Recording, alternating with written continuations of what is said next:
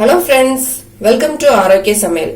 நம்ம இன்னைக்கு ஒரு ஈவினிங் ஸ்நாக்ஸ் ரெசிபி தான் பண்ண போறோம். வாங்க எப்படி செய்யலாம்னு பார்க்கலாம்.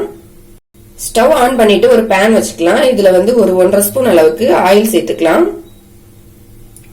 எண்ணெய் சூடாயிடுச்சு. இப்ப இதுல 1/2 டீஸ்பூன் அளவுக்கு ஜீரகம் எடுத்திருக்கேன். இதை நம்ம இதுல போட்டுடலாம். ஜீரகம் நல்லா பொரிஞ்ச உடனே ஒரு பெரிய வெங்காயம் நல்லா சின்ன சின்னதா கட் பண்ணி வச்சிருக்கேன். அதையும் நம்ம இதுல போட்டுக்கலாம். வெங்காயத்தை போட்டுட்டு நல்லா வதக்கிடலாம். நம்ம போட்ட வெங்காயம் நல்லா வதங்கிடுச்சு. இப்போ இதுல 1/2 டீஸ்பூன் அளவுக்கு இஞ்சி பூண்டு பேஸ்ட் எடுத்து வச்சிருக்கேன். இதை நம்ம இதுல போட்டுக்கலாம். இஞ்சி பூண்டையும் நல்லா வதக்கிக்கலாம். இந்த இஞ்சி பூண்டோட பச்சை வாசனை போகிற வரைக்கும் நல்லா வதக்கிடணும். நம்ம போட்ட இஞ்சி பூண்டு பேஸ்ட் நல்லா வதங்கிடுச்சு. இப்போ நம்ம ஸ்டவ்வை சிம்ல வச்சுட்டு மசாலா எல்லாம் சேர்த்துக்கலாம். 1 ஸ்பூன் மல்லித்தூள், 1/2 டீஸ்பூன் மிளகாத்தூள். நம்ம காரத்துக்கு மிளகாத்தூள் மட்டும் தான் சேர்த்துக்கிறோம். அதனால காரம் எந்த அளவுக்கு தேவையோ அந்த அளவுக்கு சேர்த்துக்கோங்க. 1 ஸ்பூன் கரம் மசாலா, தேவையான அளவு உப்பு, இதெல்லாம் சேர்த்துட்டு நல்லா மிக்ஸ் பண்ணிக்கலாம். இந்த மசாலா எண்ணெயில் நல்லா வதங்கட்டும். இப்ப நம்ம சேர்த்த மசாலா எல்லாமே நல்லா வதங்கிடுச்சு. இப்ப இதுல 3 முட்டை வேக வச்சு நான் துருவி வச்சிருக்கேன். இதை நம்ம இதுல போட்டுக்கலாம். மசாலா நல்லா ஆயில வதங்கின பிறகு இந்த முட்டையை சேர்த்துக்கங்க. இப்போ எல்லாத்தையும் நல்லா மிக்ஸ் பண்ணிக்கலாம். நீங்க முட்டைக்கு பதிலா காளான், சிக்கன் இது கூட சேர்த்துக்கலாம். உங்களுக்கு என்ன தேவையோ அதை நீங்க சேர்த்துக்கங்க. இப்போ எல்லாத்தையும் நல்லா மிக்ஸ் பண்ணிக்கிட்டேன். இது 1 நிமிஷம் நம்ம அப்படியே வச்சிடலாம். இந்த மசாலா எல்லாமே இந்த முட்டை கூட நல்லா ஒன்னா மிக்ஸ் ஆகணும். அதனால நம்ம 1 நிமிஷம் அப்படியே வச்சிடலாம். இதை முட்டை மசாலா எல்லாமே நல்லா ஒண்ணா ஆயிடுச்சு. நம்ம இப்ப ஸ்டவ் ஆஃப் பண்ணிடலாம். ஆஃப் பண்ணிட்டு நம்ம இதை எடுத்து நல்லா ஆற வச்சிடலாம். மிக்சிங் பவுல் ஒன்று எடுத்துக்கலாம். இதுல 1/2 கப் அளவுக்கு கோதுமை மாவு எடுத்து வச்சிருக்கேன். இதை நம்ம இதுல போட்டுக்கலாம்.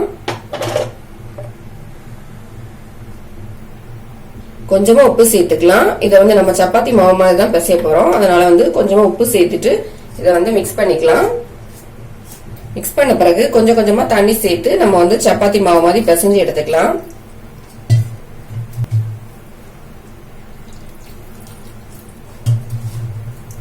மாவு நல்லா பிசைஞ்சு எடுத்துக்கிட்டேன். இதுல நம்ம கொஞ்சமா மேல ஆயில் தடவி வச்சிடலாம். ஒரு ஸ்பூன் அளவுக்கு ஆயில் எடுத்திருக்கேன். இதை நம்ம இதுக்கு மேல நல்லா தடவி வச்சிடலாம். மாவு நல்லா காயாம இருக்கும். அதுக்கு வேண்டிதான் ஆயில் தடவி இருக்கேன். ஆயில் தடவிட்டு நல்லா மிக்ஸ் பண்ணிக்கலாம். நீங்க கோதுமை மாவு யூஸ் பண்றதுக்கு பதிலாக ஃபுல்லாவே மைதா மாவு கூட யூஸ் பண்ணிக்கலாம். நம்ம ஆயில் தடவி நல்லா மிக்ஸ் பண்ணிட்டோம். ஆயில் தடவி நல்லா மிக்ஸ் பண்ண பிறகு நம்ம இதுல சின்ன சின்ன உருண்டையா ரெடி பண்ணிக்கலாம். பாத்தீங்கன்னா இந்த சைஸ்ல நம்ம சின்ன சின்ன உருண்டையா எல்லா மாவையும் ரெடி பண்ணி எடுத்துடலாம். நான் மாவு எல்லாத்தையுமே சின்ன சின்ன உருண்டையா ரெடி பண்ணி எடுத்துக்கிட்டேன். நம்ம இதை பிளேட்ல எடுத்து வச்சிடலாம். இப்ப மாவு எல்லாத்தையுமே நான் நல்ல உருண்டையா ரெடி பண்ணி எடுத்துக்கிட்டேன். இப்ப நம்ம சப்பாத்தி போடுறதுக்கு ஒரு சப்பாத்தி கட்டை எடுத்துக்கலாம். இதுல நம்ம உருண்டையா எடுத்து வச்சிருந்த இந்த மாவு எடுத்துக்கலாம். எடுத்துட்டு இதுக்கு மேல கொஞ்சமா கோதுமை மாவு போட்டுக்கலாம். 2 சைடும் மாவு போட்டுக்கலாம். 2 சைடும் மாவு போட்டுட்டு நம்ம இதை சப்பாத்தி மாதிரி ரெடி பண்ணிக்கலாம்.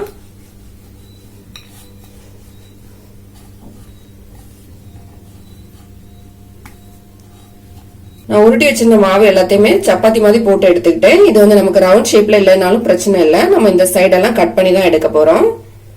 இப்போ இந்த சின்ன பவுல்ல நான் 2 ஸ்பூன் அளவுக்கு மைதா மாவு எடுத்து வச்சிருக்கேன். இதை நம்ம தண்ணி ஊத்தி கொஞ்சம் திக்கா கரைச்சி வச்சுக்கலாம்.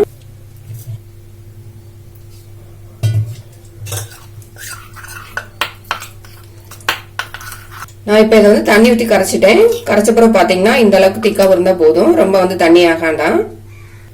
இப்ப நம்ம சப்பாத்தி மாதிரி தேய்ச்சி வச்சிருந்தோம்ல, அதுல இருந்து ஒரு மாவு எடுத்துக்கலாம். இதுல ஒரு கத்தி எடுத்துட்டு இந்த எட்ஜ் எல்லாம் நம்ம கட் பண்ணிக்கலாம். இது நமக்கு ஸ்கொயர் ஷேப்ல வேணும். அதனால இந்த பக்கம் எல்லாம் கட் பண்ணிக்கலாம் நம்ம 4 சைடும்.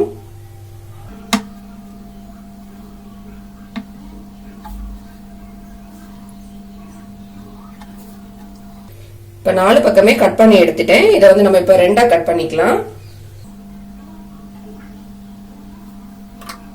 பாத்தீங்கன்னா 2ஆ கட் பண்ணிட்டேன். இப்ப நமக்கு தனித்தனி லேயரா வந்துருச்சு பாருங்க.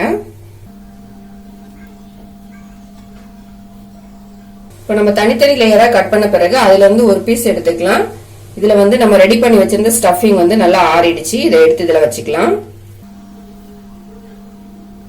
இதை நம்ம சென்டரா வச்சுக்கலாம். இதை நம்ம ரோல் பண்ண போறோம். அதனால சென்டர்ல வந்து கொஞ்சமா வச்சுக்கலாம். இந்த மாதிரி வச்சுட்டு நம்ம வந்து இதை ரோல் பண்ணிக்கலாம். ரோல் பண்ணும்போது பொறுமையா பண்ணிக்கங்க. ரோல் பண்ணிட்டு இந்த பக்கம் வந்து நம்ம ரெடி பண்ணி வச்சிருந்த மைதா மாவு வந்து இந்த பக்கம் வந்து லைட்டா தடவிக்கலாம். தடவிட்டு நம்ம வந்து இதை ரோல் பண்ணலாம்.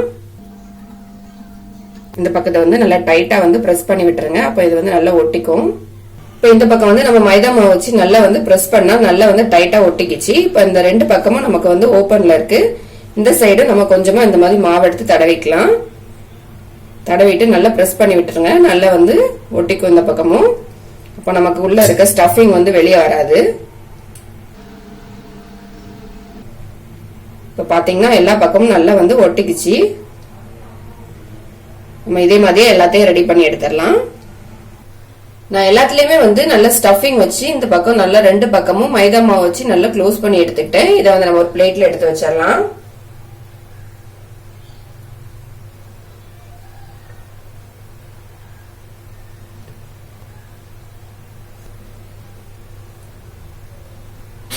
நான் எல்லாத்தையுமே இப்போ வந்து பிளேட்ல எடுத்து வச்சுட்டேன். இது வந்து நம்ம இப்போ ஆயில்ல போட்டு ஃப்ரை பண்ணி எடுத்துடலாம்.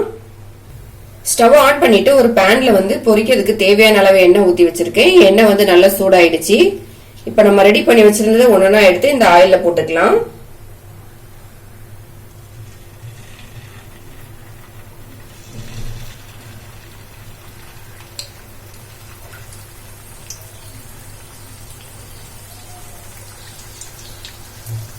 இந்த ஆயில்ல வந்து நல்லா ஃப்ரை ஆகட்டும்.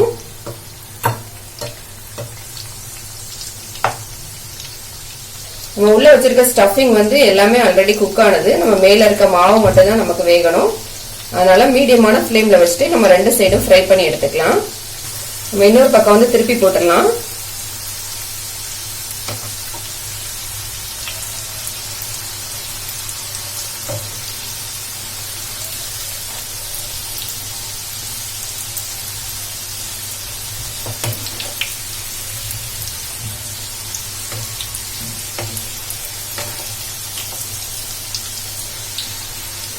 நான் வந்து எல்லாத்தையுமே திருப்பி போட்டுட்டேன்.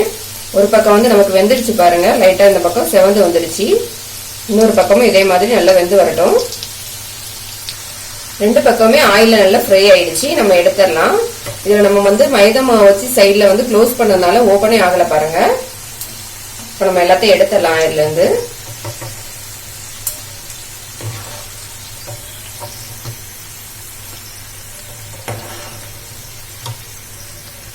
இது வந்து நல்ல மேல் பக்கம் வந்து நல்ல கிறிஸ்பியா இருக்கும்.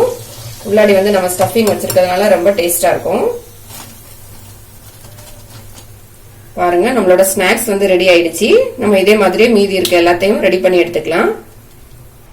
கோதுமை மாவு வச்சு எப்படி ஒரு கிறிஸ்பியான ஸ்நாக்ஸ் பண்ணலாம் அப்படிங்கறத பார்த்தோம். இதை வந்து கண்டிப்பா ட்ரை பண்ணி பாருங்க. ரொம்ப டேஸ்டா இருக்கும். பசங்க எல்லாமே ரொம்ப விரும்பி சாப்பிடுவாங்க.